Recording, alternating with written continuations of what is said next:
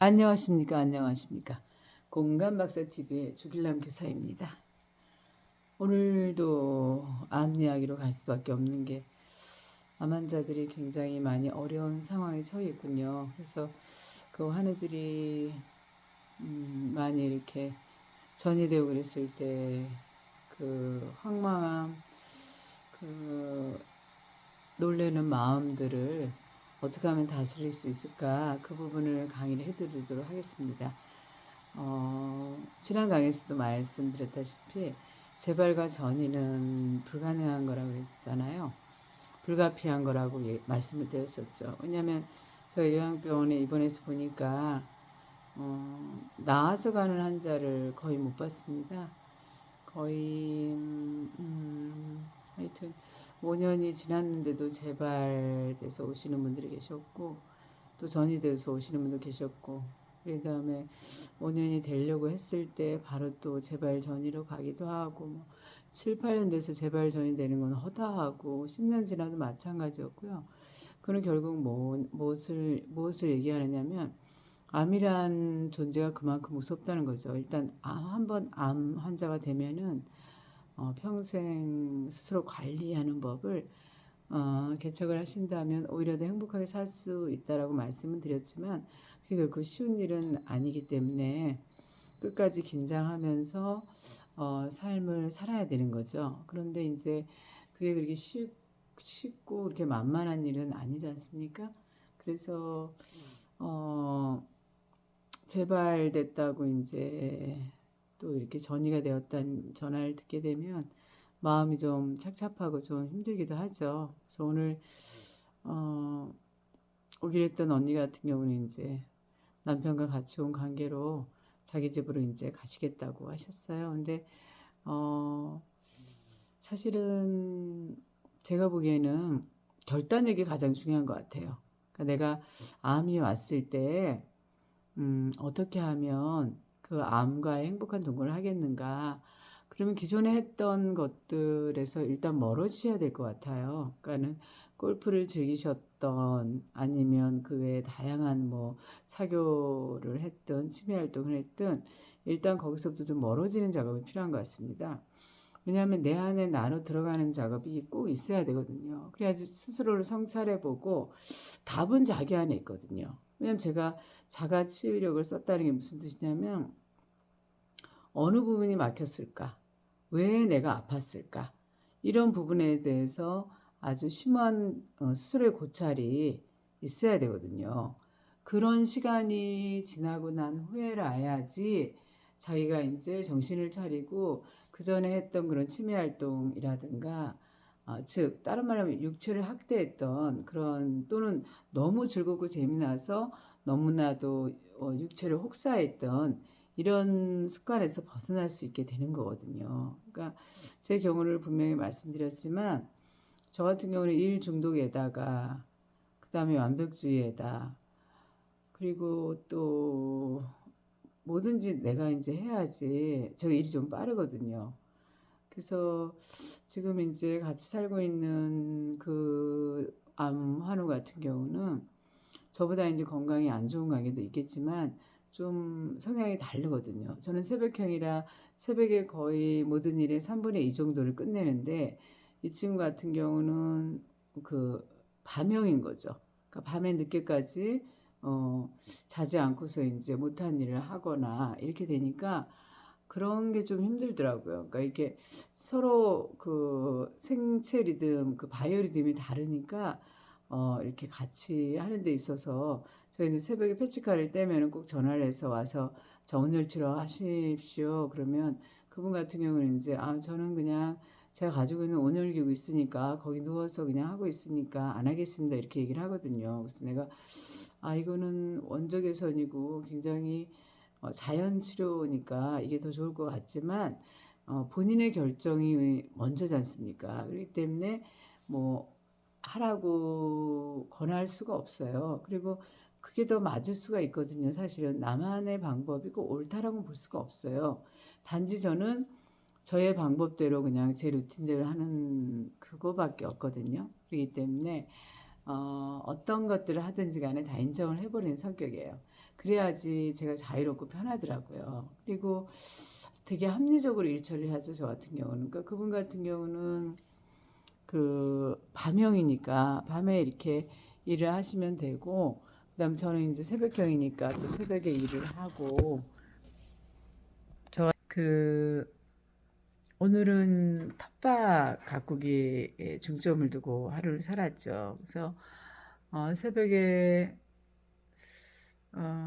이제 늦잠을 좀 잤죠. 다른 날보다는. 다른 날은 새벽 3시 정도면 일어나는데, 어제 같은 경우는 제가 2시에 눈을 떴다가 1시간 정도 이제 또 글 작업을 했거든요. 그러고 난 다음에 3시에 잠이 들어서 피곤하면 자는 게 가장 면역력을 높이거든요. 그래서 6시 정도 눈을 떴죠. 그러니까 다른 날보다 2시간 정도 이제 눈을 늦게 뜨니까 굉장히 이거저거 할 일이 많이 밀리게 되더라고요. 저 같은 경우는. 그래서 일단 또 이제 일어나서도 글을 너무 좋아하니까 또 글 작업을 했죠. 그리고 난 다음에 패치카로 온열치를 이제 1시간 이상 꼭 해줍니다. 그래서 이제 거의 땀이 날 정도로 이제 되는 거죠. 그리고 사타구니 쪽하고 이런 하체 쪽에 불 들어간 그런 빨긋한 그런 모습이 보입니다. 그리고 이제 그리고 나서 좌욕 조격을 또 하죠. 좌욕 조격은 당연히 해야 되는 그런 일들이고, 또 이제 새로운 호흡법을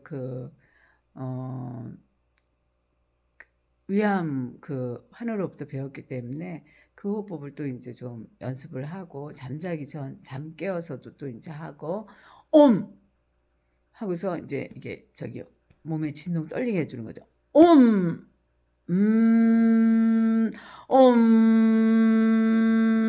이렇게 하면서 이제 아랫배 단전에 이제 그 힘을 주셔야 되고, 그다음 이것도 마찬가지예요. 단전에 힘을 주면서 이러다 이제 옴을 길게 하고 흠도 이제 길게 하는 거죠. 할 수 있는 만큼 최대한 단전에 이제 힘을 불어 넣어주고, 이러면 이제 이분이 말씀하시기를, 이분도 이제 굉장히 본인의 내공을 가지고 계시는 거잖아요. 그래서 혈액순환이 좋아지고, 그 다음에 내장기관들의 공간이 이제 넓어지는 거죠. 솔직히 말해서. 이런, 떨리게 되고 이제 이러니까 내장기관이 좋아지는 이런 일이 생기고, 그 다음에 이제 스트레스도 감소하게 되고, 그리고 또 뇌 같은 경우도 굉장히 많이 활성화된다고 그러더라고요. 5가지 정도를 말씀하셨는데, 그래서 어쨌든 과학적으로도 이 방법이 맞을 수가 있습니다. 디펙 초브라 박사님께서는 익히 이 방법으로 암을 치료하셨다고 얘기를 하더라고요. 저 같은 경우 디펙 초브라 박사님의 글은 정말 좋아해서 많이 읽긴 했지만, 암을 치유했는지는 아마도 했을 거예요. 그분 같은 경우도 굉장한 정신력을 가지신 영향력이 있는 의사분 중에 한 분이시지 않습니까? 그분 같은 경우도. 그래서 이제 이런 좋은 분들을 만남으로 인해서 많은 것들을 배우게 되는 거죠. 그렇게 해서 이제 그걸 이제 들은 다음에 바로 저는 실천을 해보는 거죠. 그래서 오늘도 이제 시간 날 때마다 그렇게 또 누구랑 얘기하면서도 이런 걸 할 수 있지 않습니까? 고치법. 또 이런 걸 하면은 호흡이 어떻습니까? 내뱉는 숨이 길어지게 되고 이제 이러니까 내장기관에 도움을 많이 주게 되는 거죠. 그러니까 뭐든지 하시면 되세요. 뭘 꼭 이거는 되고 이건 안 된다 이게 아니라, 일단 가장 중요한 포커스는 그거잖아요. 복식호흡을 해야 하는 거는 왜 그렇습니까? 내장기관을 굉장히 넓은 공간이 이제 주어지게 되는 거고, 내장기관을 튼튼하게 해준다는 거죠. 그리고 혈액순환도 좋게 해주고요. 그럼으로 인해서.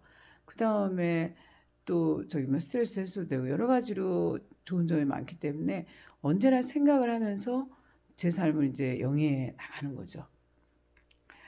그래서 행복한 오늘이었죠. 저 같은 경우 오늘도 언제나 내 삶의 주인공은 나이기 때문에 제가 치사 선택한 거에 대해서는 모두 다 책임을 지게 되는 거죠. 그리고 정말로 암 환우들에게 여러 번의 기회가 와요. 한두 번의 기회가 아니에요. 암과의 행복한 동거를 사고할 수 있는 기회가 정말 많이 오거든요. 근데 이제 대개 분들은 사고를 하지 않으시죠. 그냥 그 의사에게 맡기기 때문에 이런 문제가 일어난다고 생각을 해요. 그러니까는 의사 선생님께서 이 유방암 언니 같은 경우도 음, 이제 그 생활을 그 취미생 활동도 하고 등등등 하면서 이제 기존의 그 생활로 돌아가셨잖아요. 저 같은 경우 지금 돌아갈 수가 없는 거죠. 암이란 그렇게 쉬운 존재가 아니거든요. 최소 5년은 산속에서 살아야 될 것 같고 그 이후로도 아마도 저는 산속에 살게 되지 않을까 싶은 생각이 들어요. 왜냐하면 산속에 있는 그 자체는 뭐냐면 물과 공기가 좋거든요.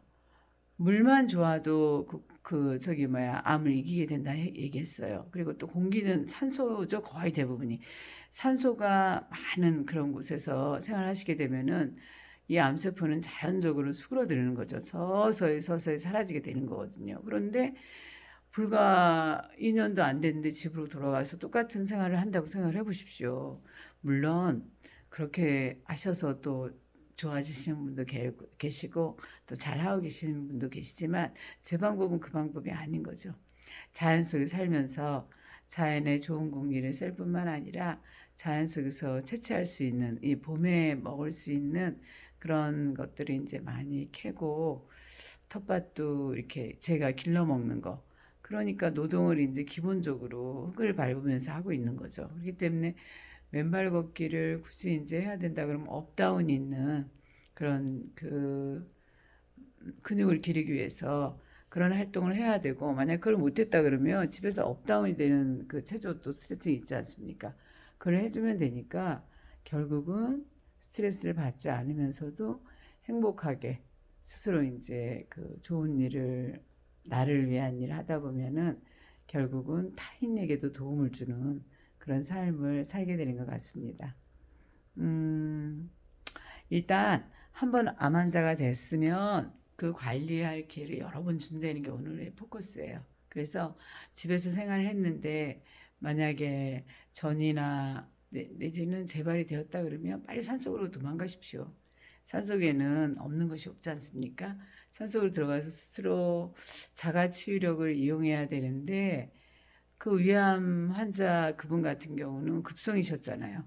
3개월만 방치하면 온몸에 전신에 암이 퍼져서 죽게 되는 그런 절대절명의 위기 상황이 있었어요. 근데 그분은 정말 탁월한 선택을 하신 거죠. 간절함이 있었던 거죠. 나는 꼭 나아야 된다는 그런 간절함이 있었고 따라서 그랬기 때문에 자기 스스로 호흡법도 연구하시고 또 책을 통해서 본 내용을 기반으로 하는 거죠. 우리가 먼저 살았던 분들의 그런 훌륭한 방법들 많이 있잖아요. 자기 몸을 통해서 실험을 해보는 거죠. 그리고 난 다음에 그것에 과학을 덧입혀야 되는 거죠. 그리고 이제 같은 그 동병상련의 병을 앓고 있는 암 환우들에게 빛과 같은 존재로 그분도 사시더라고요. 그래서 천부경 강의도 하시고 그리고 그 외에 또 굉장히 많은 암 환우들의 얘기를 제가 들었는데 그분들도 마찬가지예요. 당신이 암에서 헤어났기 때문에 당신의 방법을 한번 써봐라. 이렇게 얘기를 해주기도 하거든요. 그래서 저도 이제 제 방법으로 계속 삶을 잘 살아내고 있어서 오늘도 행복하고 따뜻하고 또 오늘은 문호리에 가서 친구들하고 또 좋은 대접도 받고 그래서 정말 아름답더라고요. 문호리 그쪽에 그 가는 길이 중미산 그쪽으로 산책을 간 거죠. 저 같은 경우는. 그래서 이제 친구들을 만나기로 했기 때문에 만나서 문학을 얘기하고 기타를 치면서 우리의 글 이야기를 나누니까 정말 재미나고 즐겁고 행복했습니다. 예술을 같이 나눈 거죠. 그럴 친구가 있다는 게 저는 많이 행복하고 좋습니다. 그리고 저희 어머니 제 곁에 오셔서 제가 매일 만나 뵙고 또 작은 반찬이나마 전해드릴 수 있어서 그 자체로 엄마를 매일 본다는 그 자체가 굉장히 행복한 일인 거죠. 자, 오늘 여기까지 하도록 하겠습니다. 감사합니다.